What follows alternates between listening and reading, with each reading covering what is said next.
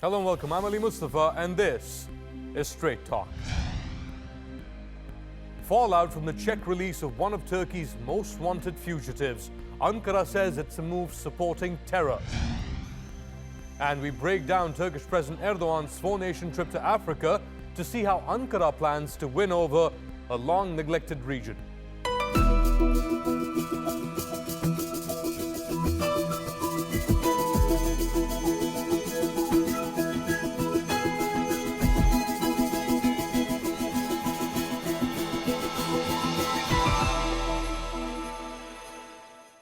Just days ago, Turkey had a major breakthrough in its fight against terrorism. Czech authorities detained one of Turkey's most wanted men, Salih Muslum, in Prague. He's the founder of the PKK terror group's Syrian offshoot, the PYD. But Ankara's jubilation was short-lived. A Czech court ordered Muslum released until it could hear the case against him. The decision has upset Ankara and further complicated Turkey's relationship with one of its NATO allies, as Adil Halim explains. Just days ago, Salih Muslum was behind bars. Now, he's a free man. Muslum was detained by authorities in the Czech Republic last week, and his release has angered Turkey, which wants his extradition. The Czech court made a decision, but this decision doesn't mean that everything is over. We will not stop chasing this issue, even if Salih Muslum goes to another country. There are verdicts against him, a red notice out for him. And not just him. We will not stop chasing any terrorists. We will always be on Salih Muslum's back. Salih Muslum led the PKK terror group linked PYD from 2010 to 2017. It's the political arm of the Syrian YPG, which Turkey considers a terrorist group, but which is backed by the United States. This is not a new concern, as I said, that the Turks have proffered. And we don't, as you know, recognize the PYD as a terrorist organization. We recognize that the Turks do, and I understand that. Even the best of friends aren't going to agree on everything. Muslum faces charges of sedition in Turkey, where he's been indicted over a 2016 bombing that killed 37 people. Czech authorities say the courts released Salih on condition that he attends his upcoming extradition hearings. The court accepted his written promise that he will be attending all the court hearings. Turkish officials have long complained that their European and American partners do not honor extradition requests. This decision goes against international law and the European Council agreement on the extradition of criminals. This is against the common will of the UN, EU and international community regarding counter-terrorism. 2 decades ago, Turkey and Italy were at odds over Ankara's request to extradite PKK founder Abdullah Öcalan. But the spat was forgotten after the 1999 capture of Öcalan in Kenya with the help of the US. Fast forward 20 years, and Ankara is at odds with Washington over another extradition request. Turkey has repeatedly requested the extradition of US-based FETÖ leader Fethullah Gulen. He's accused of orchestrating the 2016 coup attempt in which more than 250 people were killed. Gulen has lived in self-imposed exile in Pennsylvania for nearly 20 years. And while the extradition of Salih Muslum is still possible, Turkey says the Czech Republic, its NATO ally, has failed the first test. Adil Halim, Straight Talk. And to discuss this further, I'm joined in the studio by former Turkish ambassador to France, Uluç Özülke, and Eva Savelsberg, who is the president at the European Center for Kurdish Studies. Thank you so much for both of you for being here. Let's begin with you, Ambassador.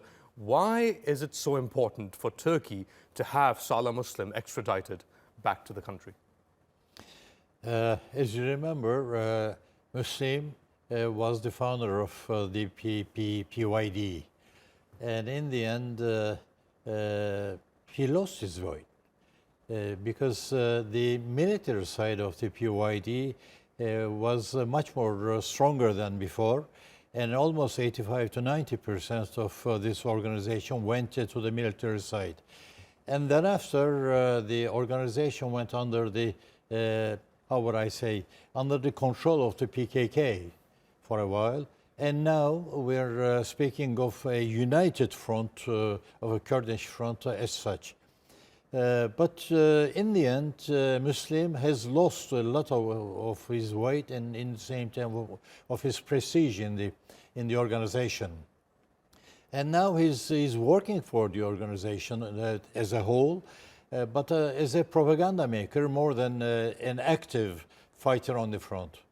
Now, he has a Syrian passport, and he's traveling all around the world, and including the European Union member countries, and where he's attending many meetings to explain not his own cause, I would say, but the cause of the friendship that he has with the PKK and the rest of it. So as such, and secondly, he was the organizer, or he helped at least in the organization of many suicides or suicide attacks in Turkey, where many Turkish citizens have lost their lives. And you mentioned that, and the request that the warrant that Turkey issued for his extradition specifically mentioned a bombing in Ankara in March 2016 in which 37 people were killed. I want to broaden it up a bit, and I want to bring you in, Eva, here. He's not the first person that Turkey has requested from a European country to be extradited. In fact, dozens of such warrants have been issued by Turkey through Interpol. What gives? Well, I think that Salih Muslum there were really good reasons to put him on an Interpol list, not only from the view of Turkey, but as you know, the PYD is mainly working in Syria at the moment, and since Salih Muslum has been the head of the PYD, one of the co-heads of the PYD for quite a while, he's also responsible, of course, for what the PYD did in Syria. And if you have a look at what happened there, since the PYD does have control over this region, you see that at least 35 to 40 people have been killed by the PYD. And I believe that there are strong reasons to also make him, as the head, responsible for these murders. So I believe there is good reason to put him on such a list.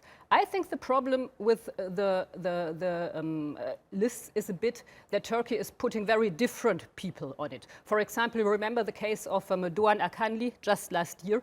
He's just a writer and journalist. He's a human rights activist, someone criticizing Turkey, but not a terrorist. But Turkey says that these are terrorists that are promoting terrorist propaganda. But that's exactly the point. There are people just having different opinions, and there are people promoting terrorism. And I think Turkey would be taken more serious in the Western world, Eva, particularly. Wouldn't you say there's a thin line between... of course, it's not always clear. Huh? I would agree there with you. It's always difficult to say where does terrorism start and where does freedom of opinion end. But I mentioned the case of Doğan Akanlı because I really think there it's very clear that let's give a broad example. You've got these rallies being held in Berlin. You've got these rallies being held across Europe, especially around the time of the Afrin operation, where people who are clearly supporting YPG, PYD, holding up pictures of Öcalan, basically hiding behind some sort of freedom of expression, but they are supporting terrorism. So.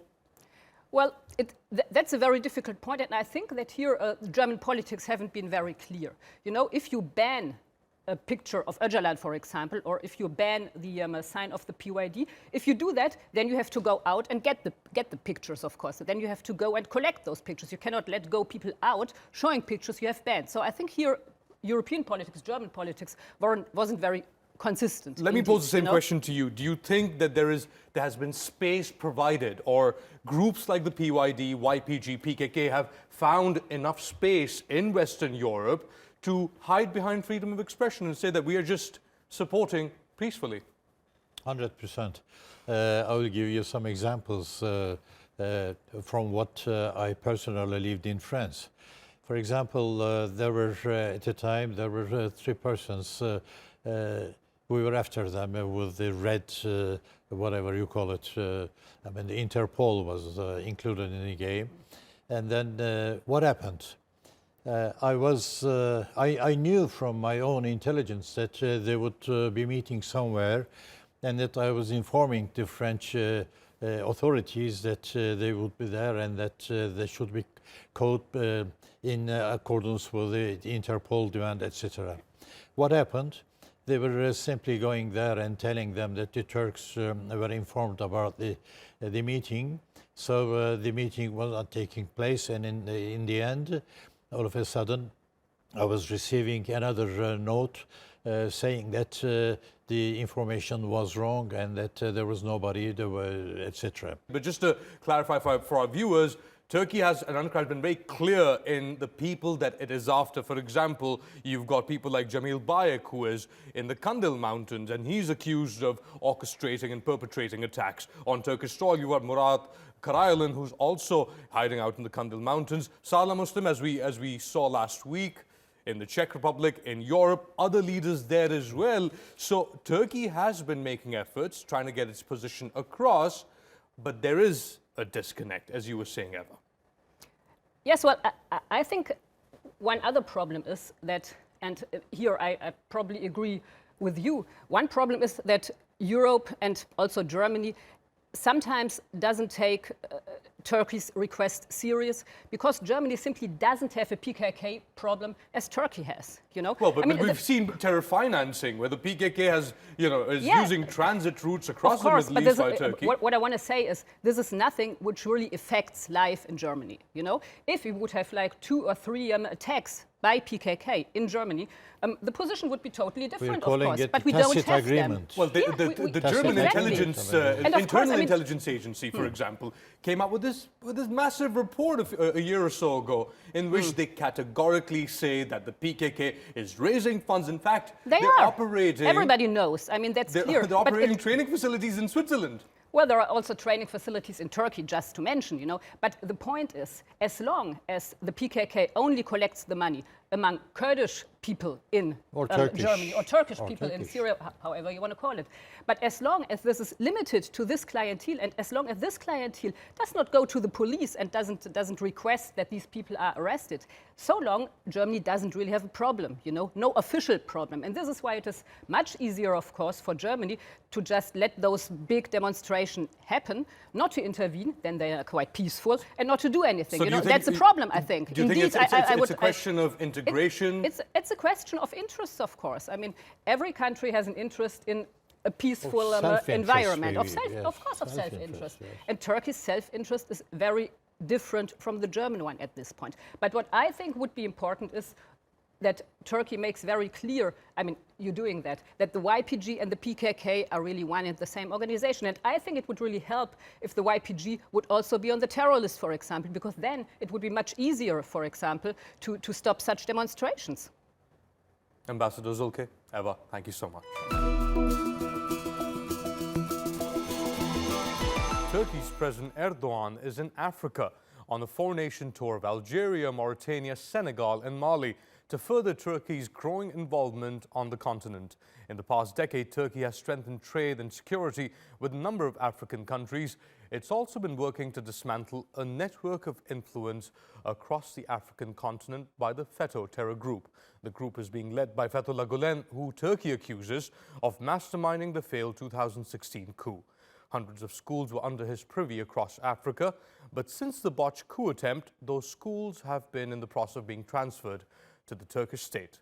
Ahmed Al-Burai traveled to one of these schools in Senegal and has this report.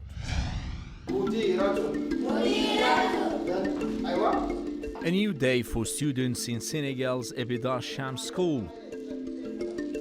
It's been a good year for many, but hiding behind their smiles is a dark past. This school in Senegal and dozens like it were once symbols of the FETÖ network's reach across Africa. It provided a lucrative source of funds and a platform to indoctrinate a new generation of followers. But now, after cooperation between Senegal and Turkey, schools like these are being restructured to remove that threat.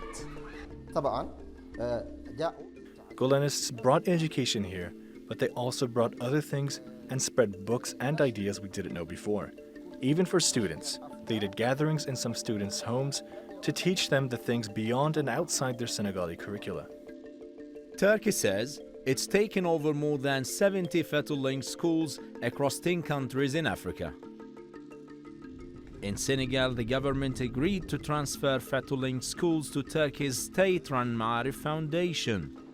Within the context of Turkish July 15 military coup, one of our responsibilities include taking over the FETÖ-related group. For this aim, by the collaboration and support of Turkish diplomacy, we approached to the states explaining what's our situation, and we are ready to be a solution partner.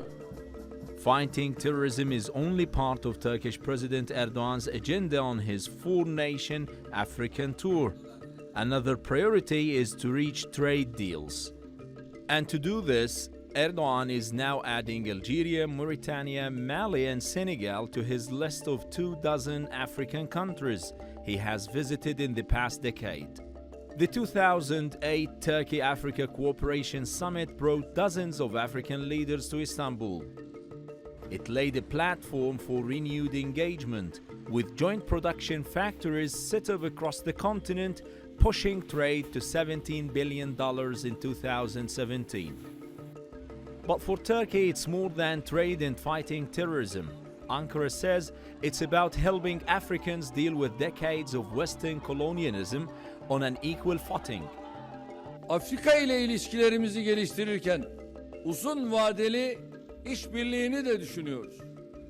Afrika'nın kaynaklarını tüketmek ve modern sömürü modellerini benimsemek bizim için asla söz konusu değildir. It's a welcome opportunity for students and teachers like Isa. They say Turkey's interest in the welfare of the continent will help build bridges where both Turkey and Africa can benefit equally. Ahmed El-Bourai, TRT World, Senegal. And to discuss Erdogan's current tour of Africa, I'm joined by former Turkish ambassador to Mauritania, Musa Kolaklikaya, who is currently the Director General at CESRIC, which is part of the OIC, and by Jonathan Ofe Ansah, who is the founder and publisher of Africa Briefing News magazine based in London. Let's begin with you, John.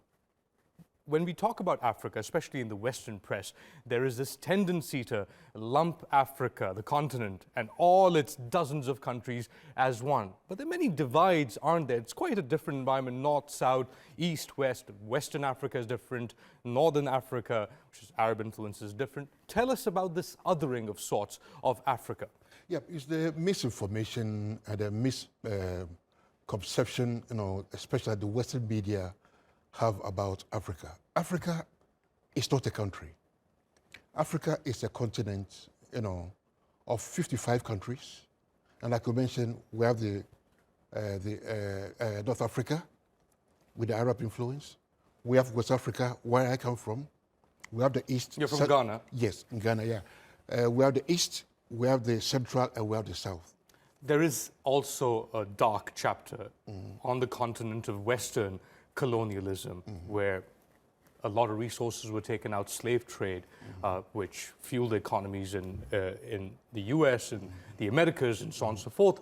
But now we see a different sort of engagement take place with Turkey's President Erdogan, having visited 24 countries before this present tour, 4 countries now. Ambassador, I'll ask you, why is Turkey so interested in engaging with Africa, and what kind of engagement are we looking at? In the period of ruling party, AK Party, since Turkish foreign diplomacy diversified and spread to all over the world region, including Africa, Turkey has given great importance to Africa especially. We have several reasons. First, Turkey has not any colonial background in relationship with Africa. Second reason, Turkey has very different foreign diplomacy. We can say moral diplomacy. We can say humanitarian diplomacy. We can say win-win diplomacy. Turkey, as an emerging economy, has to seek new partner countries to deal businessmen of Turkey, to deal contractors. You know, Turkey's construction sector is the second in the world after China as a value. It's interesting, you mentioned China, you mentioned Turkey. Tell us about this colonial legacy and how is Turkish-Chinese engagement, as the ambassador was mentioning, different? Like Ambassador said, look, Turkey has no colonial legacy in Africa. Again, it's an emerging economy. China, on the other hand, also has no colonial legacy in Africa, but it has suffered from colonialism. So it has that kind of empathy. China has that kind of empathy with Africa. And again, they are looking for markets. I mean, Turkey is looking for markets. China is looking for markets. Okay. I mean, Africa has abundance of raw materials. Okay. Hydrocarbons, oil, you know, agricultural raw materials, you know, minerals, you name it, right? And when, you know, any economy such as yours or China's, right, is developing, is booming, they need source of raw materials, right? And again, they need markets, you know, to sell, export their manufactured products to. So again, like Ambassador said, it becomes a win-win situation. Turkey and China are going to Africa as friends. They are not going to Africa like past masters. So that's the difference between Turkey, Africa's engagement and maybe China, Africa's engagement, as opposed to engagement with, say, Britain, France, or maybe Germany. So trade is one aspect of this engagement, that Turkey, basically trade between African countries and Turkey hit $17 billion in 2017. But another aspect is terrorism, is fighting terrorism in places like Mauritania, Mali, but also FETÖ-run schools. Now, FETÖ, Turkey says, is one of the biggest terrorism threats that the country, Turkey, is facing. How is this playing out in Africa, and what is Turkey doing, Ambassador? Regarding FETÖ presence in all the world, especially in Africa, was very strong. But in some African countries, after coup attempt in Turkey in 2016, 15th of July, after good relationship, after good connection with African countries' authorities, started to kick off all FETÖ schools. Some countries immediately closed and give back to Turkish foundation, which called Ma'arif Foundation. Some countries closed and took over itself and started to run itself. Well, just to inform our viewers, Turkey took control of 76 schools in 10 African countries. The Ma'arif Foundation, as you were mentioning, but yeah, continue, including Mauritania, Senegal, Gambia, I remember, and Sudan, immediately responded to Turkish request. And then Ma'arif Foundation took over to manage these schools. But FETÖ presence, not only in education sector, but also in humanitarian relationship was very strong. There was very strong competition with Turkish governmental institutions and FETÖ-based, FETÖ-supported NGOs. So now, I mean, all parties started to walk together in a right way, in cooperation, in development, and other kind of relationship. Terrorism, finance, trade, but also departing from a colonial legacy. Where do you see this relationship going, John? This relationship is going, you know, it's on an upward trajectory. Okay, look, Turkey has established the biggest military base outside of Turkey in Somalia. It is built, I think, one of the biggest hospitals in East Africa in Somalia. Okay, and there is this AMISOM, the OAU, the African Union force fighting Al-Shabaab jihadists in Somalia. Now, the Al-Shabaab, see that AMISOM as Christian. So it becomes like something Christian versus Muslim. Now, AMISOM is being phased out. And Turkey is training troops, right, in Somalia. So it will be like Muslim. I mean, good Muslims fighting, bad Muslims. It's the war. So that is the kind of engagement, part of the engagement Turkey, is undertaking in Africa now. Ambassador John, thank you so much. Welcome.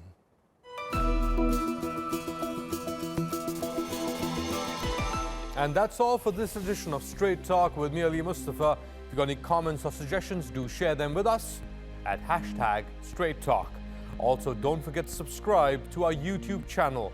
Until next time, take care and goodbye.